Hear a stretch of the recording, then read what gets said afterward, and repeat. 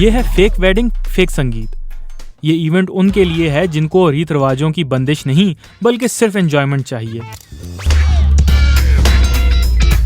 अक्सर जिन शादियों पर लाखों रुपए का खर्चा होता है, ऐसे इवेंट्स इसी तरह का माहौल कम पैसों में देने की एक कोशिश है। जब ऐसे कॉर्पोरेट लाइफ से मजदूरी करके आते हैं तो I don't mind getting into a suit और अ लहंगा और a sari and coming here to dance. यहाँ पे वो ओल्ड आंटीज नहीं है, यहाँ पे हम फन कर सकते हैं। अपनी जनरेशन नाल घूमना ना अलग ही मजा आता है। अंडरस्टैंडिंग होती है ते मेंटल हेल्थ वाली अंडरस्टैंडिंग तो बहुत ज्यादा होती है। मेरे को तो लगता है पूरी जेनजी उनको रियलाइज हो गया लाइफ बहुत छोटी है, आओ जियो मस्ती करो और अपने आप को एक्सप्रेस करो बेसिक।